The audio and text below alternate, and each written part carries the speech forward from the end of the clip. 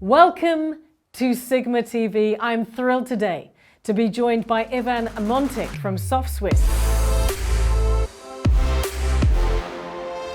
Ivan, thank you for being here. I'm very excited to be talking to you today. Love the tree, by the way, looks great. Very welcome. I'm glad to be here. Fantastic. With you guys. And you are actually in Berlin. Yes, exactly. I live in Berlin. Is it very cold there today? It's not. It's actually very nice. It's about +6, +7. It's sunny today. So it's a very nice Berlin winter, actually, without snow, unfortunately. I'm sure it's on its way. How lovely. Well, listen, it's really great to be talking to you, Ivan. But before we go any further, I would like you just to explain to us, what is Softswiss? Softswiss is a great company which was based in 2008. And it was just several people of IT engineers and myself. And we started to do several development projects. And basically our aim was to grow an outsourcing company, service company in IT. But after some years of development and established some processes in development, we created a product company. And one of the first product of us was the gaming platform. And this is how we came into the gaming industry. And basically from that time, Softswiss was growing up into a big software provider on the market and one of the leading software provider in our gaming industry. And one of the key point of our development, I believe, was 2013. We were first in the world platform who provided the solution to the clients to play with Bitcoin. So basically we gave a full solution for classic casino with online slots, with live dealers, etc., to be able to play for Bitcoin. And that was like our innovation at that time. Cryptocurrencies and Bitcoin especially, like first currency, was already on the market for several years, but there were only some dice games or dice sites. But nobody from the market had the solution for real casino, online casinos for crypto. So basically we did it first. And this was in 2013. Exactly. And we were the first company who also introduced this solution 2014 in February at ICE. And we were first sponsoring and basically organizing the seminar at ICE talking about Bitcoin, how it's cool to be used for the gaming industry, etc., etc. So it was a very interesting time, like, you know, big changes in the industry as well. And you know, now like when you talk about cryptocurrencies and using cryptocurrencies in our industry, it's like, okay, we know it, everybody, or like a lot of companies doing this. Yeah, but we were the first, and we still are one of the main providers for the solution in that perspective as well. So coming back to what you said right at the very beginning there, Ivan, you said that you got together and set up an IT company, and it sounds like you almost fell into gaming. That wasn't the direction that you were not planning. Right. Yeah, we were not planning at all. So I was not in the industry at all. I was not a gambler. So I just mathematically I understand. I had the knowledge how it works, like game of chance, etc. But it was never my passion or something like that. So, but it was a case back in the days. One company also based, or let's say, with founders from Belarus. They did a very good success story. And so we looked at this company and say, okay, why we can't do the same but better?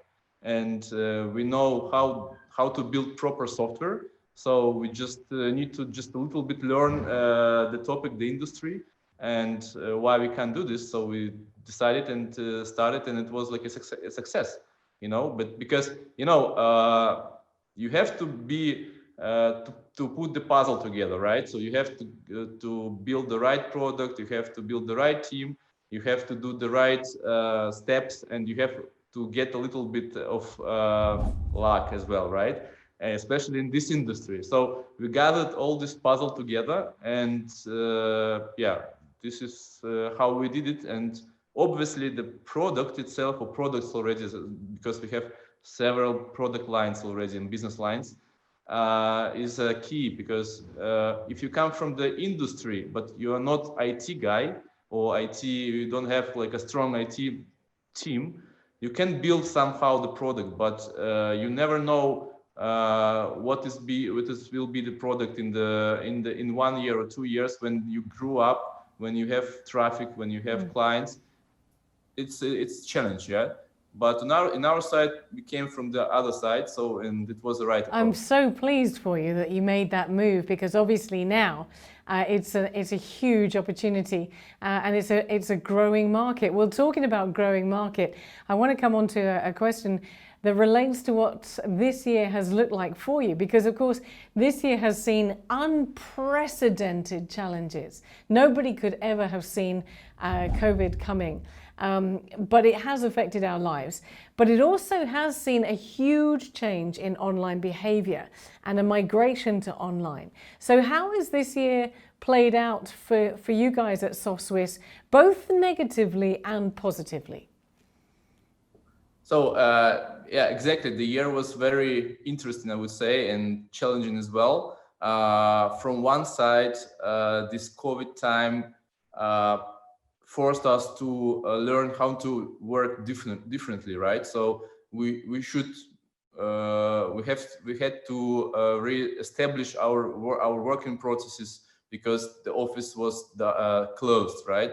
So we closed the office from March this year, and I would say until now only those employees that can't work from home, or like they need office for certain things, like to have a meeting or something like that, they visit office in real time, right? But most of the people right now working online, and a very big challenge was not just to reestablish the processes, but to learn how to onboard new people within this time, you know. And we did it very well, I believe. Our HR team did just fantastic, because we onboarded from March to now about 250 people. So we grew almost in two times. Wow. Yeah. And that's 250 people who have never met each other, I assume, because they're working remotely. Exactly. Only online. Yeah, only online. And this is one of the challenges that we faced, and I believe we learned very much. And yeah, right now we teach other HR team members that also join us how to do this, and it's very, very, very unique knowledge, I believe, you know. But obviously the time for online industry in general was very positive, right? So because obviously people sitting home, can't go out, can't have fun outside. So what they do, somebody play PC games, somebody gamble. So it's online time, let's say like this, yeah.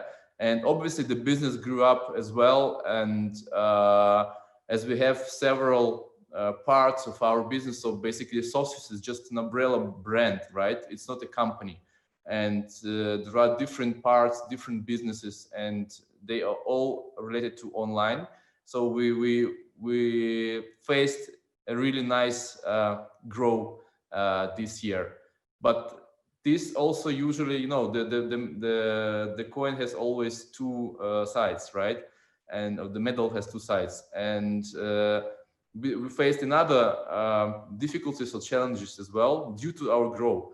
There are, unfortunately, in the industry or outside the industry, also some people that try to look at some companies that have a lot of success, let's say like this, and try to make troubles for them, right? So we faced this as well this year, and we were almost successfully fighting with that.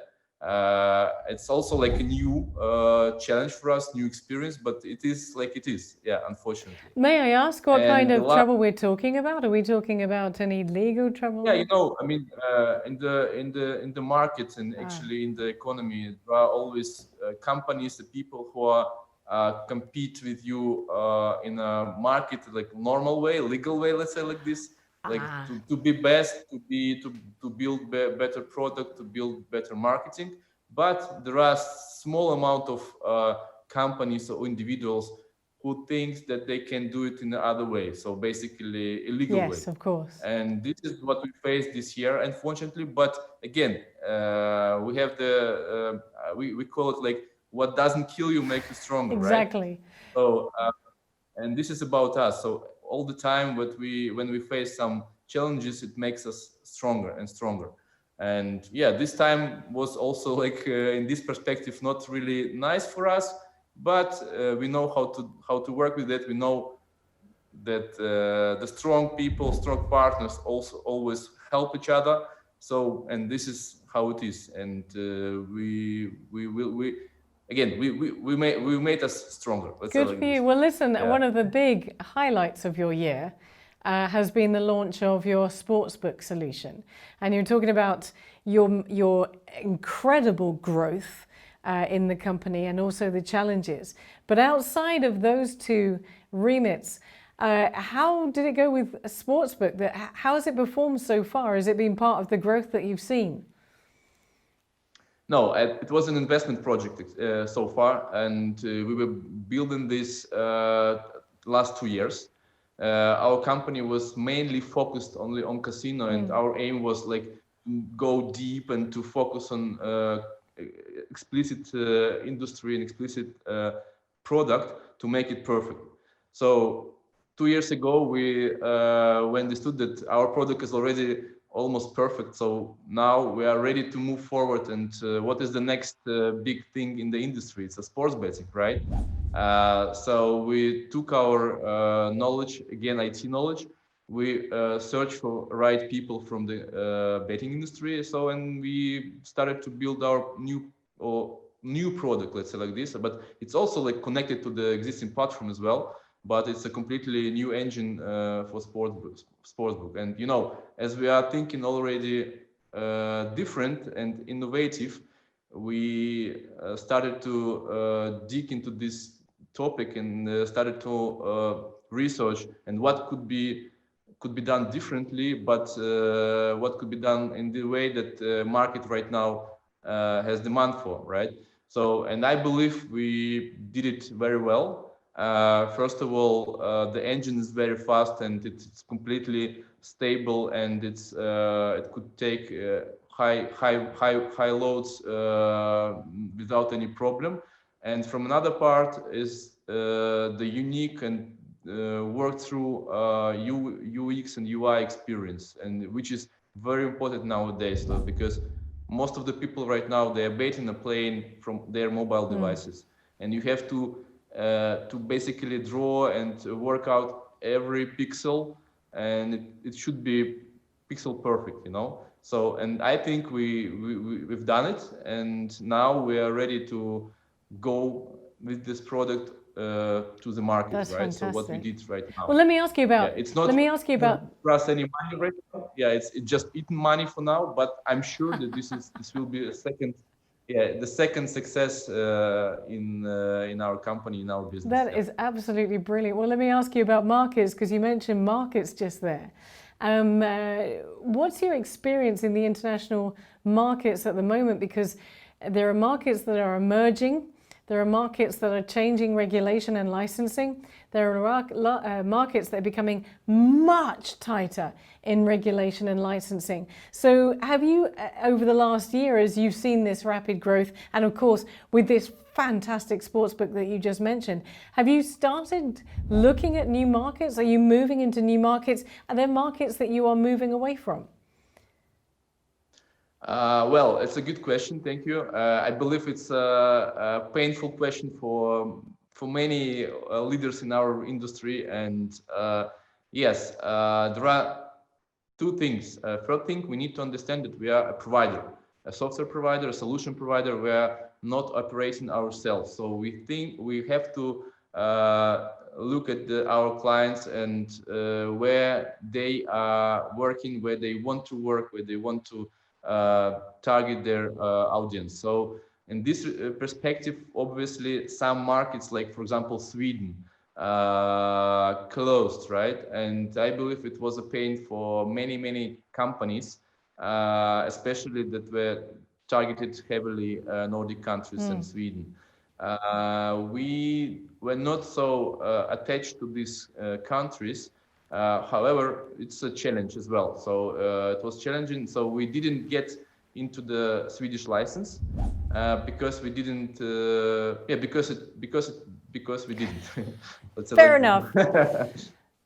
Yeah, but obviously we started to look at different local markets where there were already an opportunity to obtain the license, or it was almost opened. Yeah, and those markets are, for example, Serbia, Greece right now, and Nigeria, Ghana, and some others. And even in this year, we were successful in getting second in the market after Parimatch. We get the Belarusian license for operating online, and we were almost ready to, let's say, launch first brand. But then, unfortunately, the political crisis in Belarus happened, and we have frozen this project. So, in this perspective, you never know. You work on .com, and .com is much wider and easier from one perspective to work. From another, you're going local, and you don't know what can be happen in this local country, right? But nevertheless, yeah, we move in different ways. We move in S2.com and trying to research and obtain new regions, like, for example, India and Brazil. And with cryptocurrencies, and not only with cryptocurrencies, you can reach also some regions where the fiat money is not so common. So yeah, this is the way what we go. And another side, another way of our development is local countries, local licenses. It's a little bit new for us, let's say like this, because we always were like Maltese licensed and Curacao licensed. But yeah, it's also interesting. It's new experience, and it's also sometimes we try to work like and to establish a business to government relationship, because some of our products are very suitable and very good for you to use with, I mean, in the government, let's say, tasks or government issues, I mean, for the industry. Yeah, and so this is also one of the way we try to develop, and it's also interesting. It's also completely different. You run the negotiations on completely different level, because usually it's business to business. Now it's also business to government, and government people sometimes they're thinking not like businessmen, obviously. But it's interesting. It's also a big market for us. Well, this obviously, this IT background that you have has been hugely beneficial to moving into different markets and different product deliveries as well. Listen, I'm going to come right the way back to the beginning of when we started to talk, and you mentioned this 200 employees that have been hired and are now part of your company during the pandemic. They've never seen your offices, they've never gotten together. I'm sure that you now have brand new challenges in terms of coming out of the pandemic, which we hopefully will start seeing the light at the end of the tunnel. Let me ask you, I mean, obviously I just, for 1 second, I can imagine that that's going to be a new challenge when everybody's back at work and they're back at the offices, or even for the first time. But that aside, as we come out of the pandemic, we've started to see light. We've started to see viruses being, vaccines being now run out across different countries and different regions.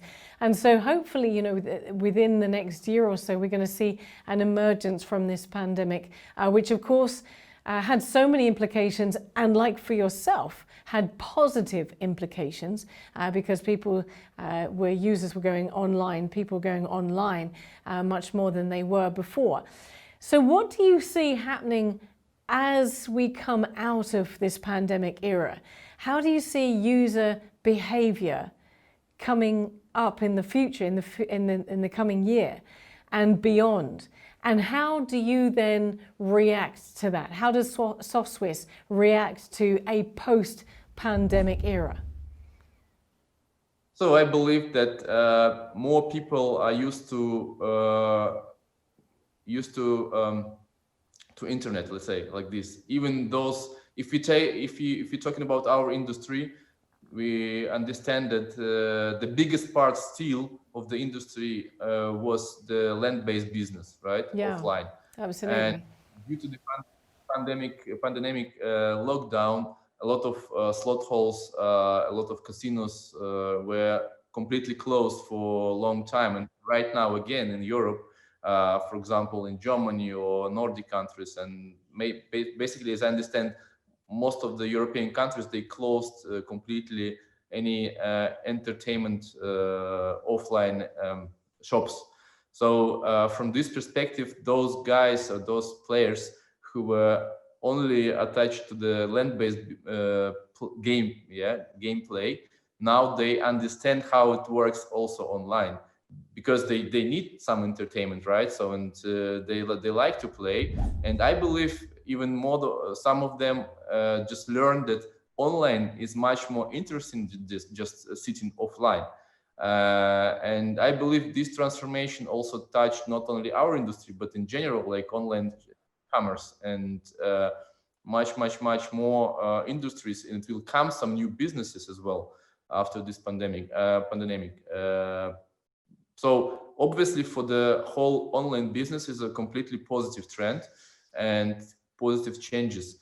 However, we will see also dying of some offline businesses as well, and so either they will transform themselves into online or might make a hybrid business models, or they will die. Absolutely no doubt about this. So I think it's unstoppable changes of our whole world. So, and just this COVID time, it just accelerated these changes, I think, dramatically. I mean, you mentioned that about the online and offline gaming. And of course, last year, pre-pandemic, the percentage share of online gaming was only 14%. It will be very interesting to see how, obviously, how much of the percentage, and obviously a sort of dramatic change, will have taken place in 2020. And one last question for you, Ivan, it's great talking to you, but post-pandemic, what's the first thing you want to do? Are you going to get on a plane and fly somewhere, or are you just going to go out and enjoy a nice German beer at the local brewery? So far okay in Germany. They just closed down the takeaway locations yesterday, and 1 month ago they closed the bars and the restaurants. But before, starting from middle of June and until November, it was open and it was okay. It was fine. But I think I will travel because first of all, you feel this. I don't know, need of meeting people, talking to people, and also I would say that it's very unfortunate that we didn't meet each other all together at SiGMA, for example, this year, because last year everything was fine. Nobody was thinking about any pandemic and any masks, etc. And it was very crazy time. A lot of deals, a lot of contacts, and you meet your partners and your clients, and it always, I don't know, very, very positive energy.